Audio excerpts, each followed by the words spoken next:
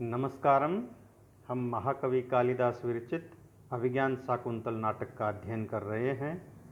हमने इससे पहले पढ़ा था कि राजा दुष्यंत मृग का पीछा कर रहे हैं और मृग की क्या दशा है इसका हमने अध्ययन किया था। और अब हम अगले श्लोक में अगले पद्य में यह पढ़ेंगे कि जिस रथ पर बैठे हैं और हरिण का पीछा कर रहे हैं उस रथ के घोड़ों की क्या दशा है, वो स्वभावोक्ति अलंकार में यहाँ वर्णन किया गया है। तो आप ध्यान से सुने।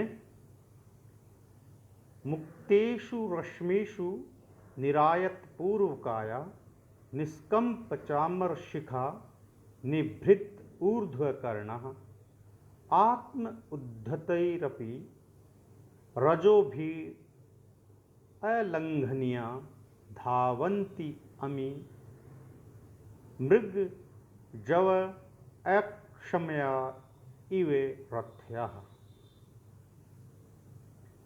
अन्वय देखते हैं।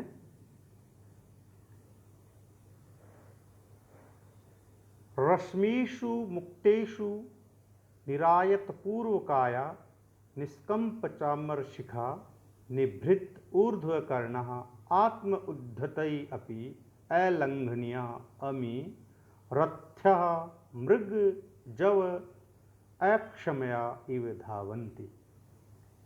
सारथी राजा को कह रहा है, जब हरिण का पीछा कर रहे हैं, कह रहे रश्मिषु मुक्तेषु, रश्मिषु मुक्तेषु अर्थात लगाम को छोड़ देने पर, लगाम को ढीली कर देने पर, रश्मिषु मुक्तेषु, रश्मि मतलब रस्सी होता है, लगाम की रस्सी को ढीला कर देने पर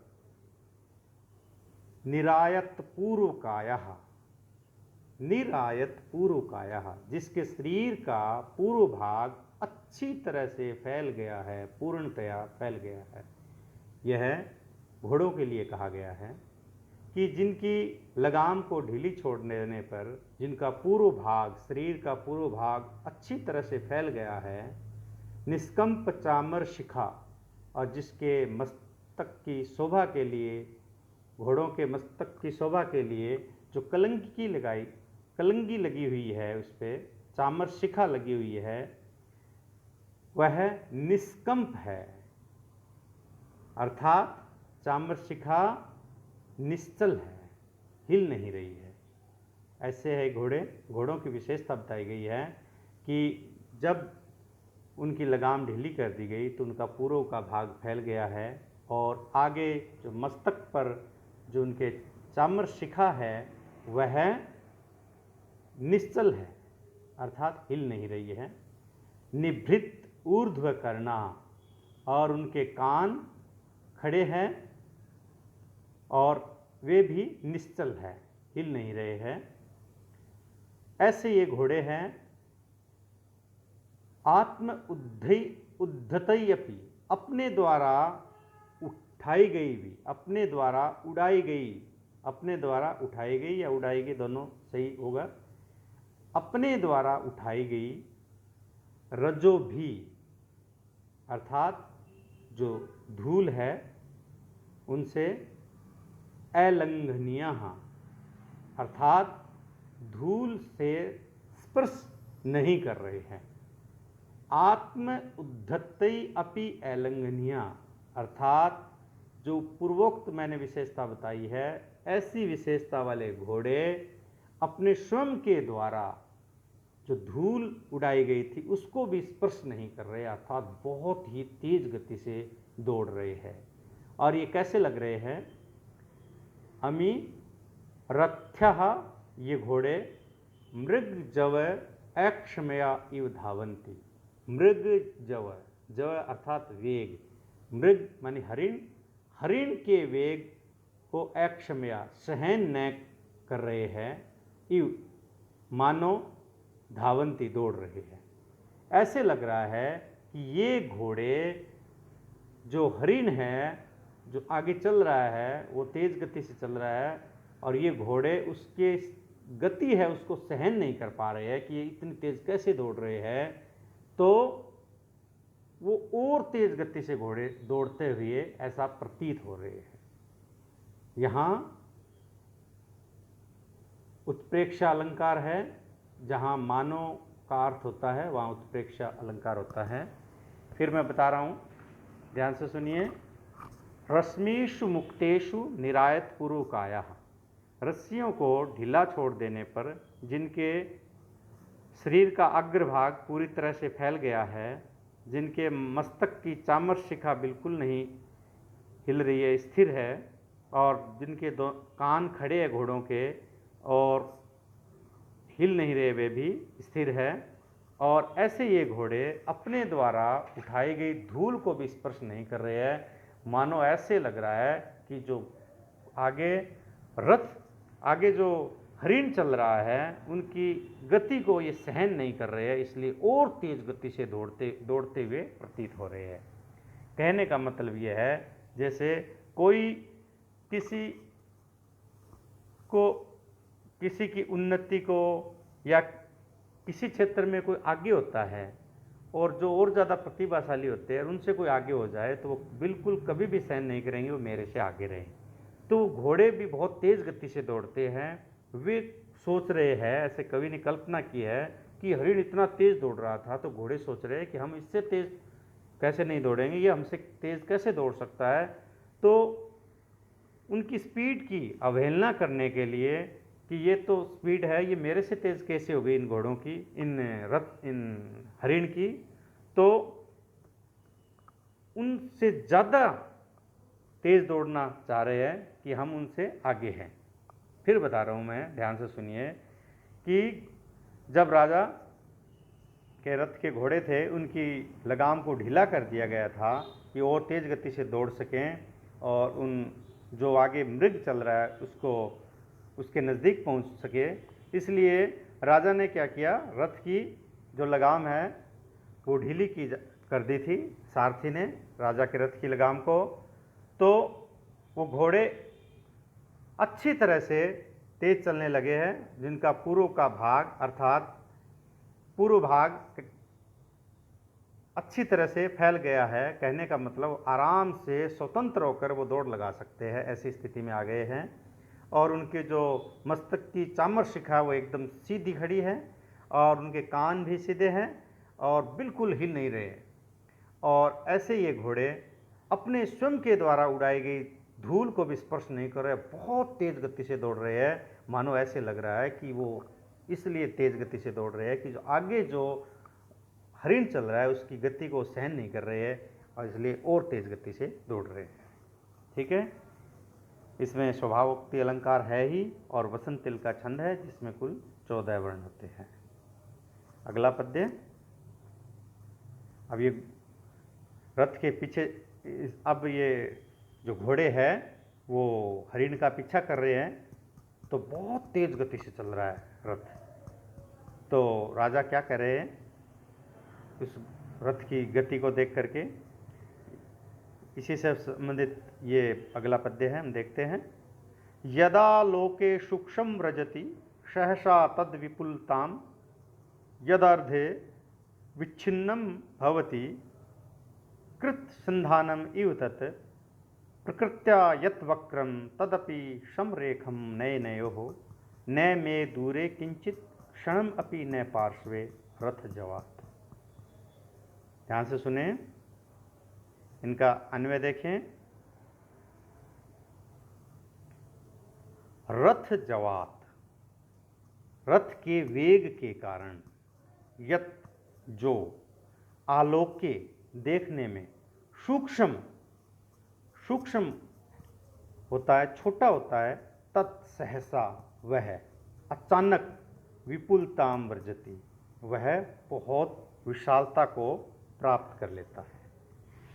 जैसे हम तेज़ गति से दौड़ते हैं तो हम क्या है कि थोड़ी सी जो हमें पहले बहुत दूर है वो छोटी सी दिखाई देती है।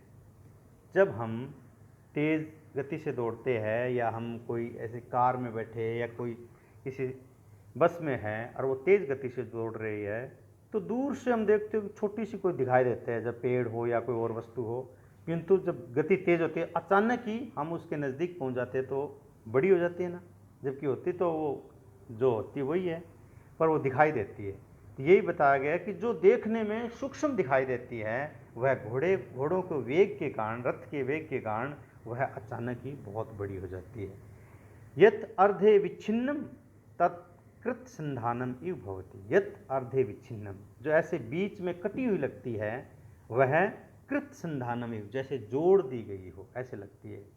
घोड़ों के वेग के कारण हम देखते हैं कोई वस्तु हमारे पास में है, पास में है वे, और जब हम उसके पास होते हैं तो दो वस्तुएं हैं पास में, इसमें बड़ी वस्तु को मान सकते हैं या दो दीवार मान सकते हो पास में, या दो घर मान सकते हैं। दो घरों के बीच में एक घर की खाली जगह है, खाली स्थान है, तो पास में तो ऐसा ही दिखाई देता है हमें वास्तव में कि ये दो घरों के बीच में जगह है, किंतु जब हम उससे दूर चले जाते हैं तब ऐसे लगता है ये दोनों घर साथ साथ लगे हुए हैं, ऐसा ही होता है। तो यही बताया गया है, जब कोई वस्तु बीच में हमें कटी हुई सी लगती है, वही स्पीड के कारण, घोड़ों की गति के कारण हमें वह ऐसे लगती है जैसे जोड़ दी गई है।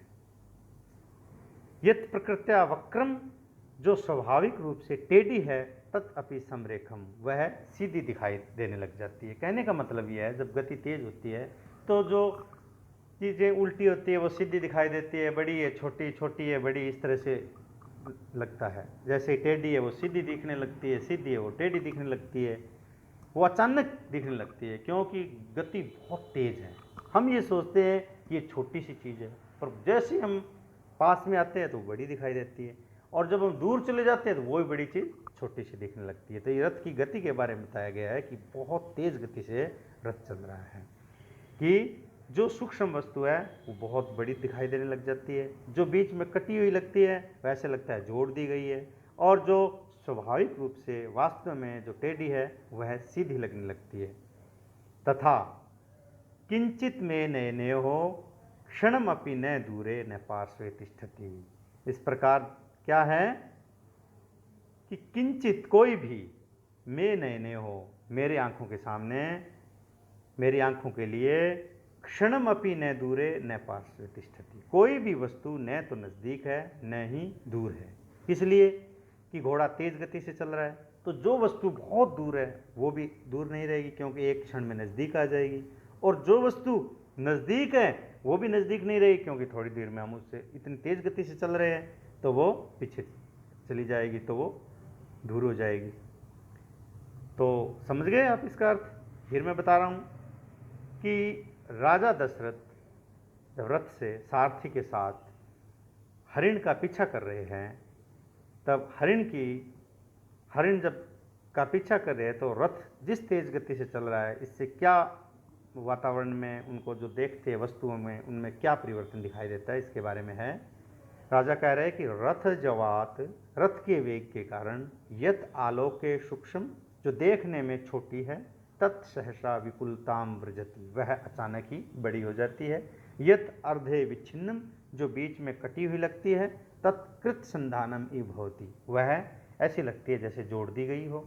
यत, जो प्रकृत्या वक्रम, जो स्वाभाविक रूप से टेढ़ी है, तत्अपि समरेखम, वह भी सीधी दिखने लग जाती है।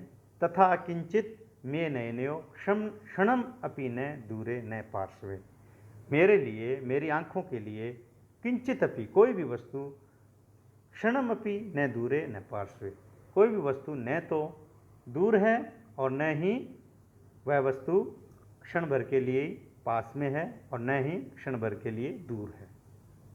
ठीक है, इसमें भी स्वभावोक्ति अलंकार है और इसमें विरोधाभास भी अलंकार है, क्योंकि जो वस्तु दूर है, अब आपको बताया विरोधाभास अलंकार होता है जहाँ विरोधी परस्पर जो ऐसे लगते एकदम विपरीत बातें दिखाई दे, वहाँ विरोधाभास अलंकार होता है। यहाँ बताया कि वो न तो नज़दीक होती है न ही दूर होती है, तो ऐसा थोड़ी हो सकता है कि न या तो नज़दीक हो या दूर हो, किंतु यहाँ कह रहे हैं न तो नज़दीक होती है न ही दूर होती है, तो यहाँ पर ये विरोधाभास अलंकार है। और यहाँ ऐसे मानो का भी अर्थ निकल रहा है, जैसे कि ऐसे कोई वस्तु जो दो काटी हुई लग रही है, दो टुकड़ों में लग रही है, वह भी ऐसे लगती है जैसे मानो कोई जोड़ दिया गया हो। तो जहाँ मानो आ जाता है वहाँ उत्प्रेक्षा अलंकार होता है। इसमें शिखरिणी छंद है जिनमें 17 वर्ण होते हैं। ठीक है, आज इतना ही, धन्यवाद।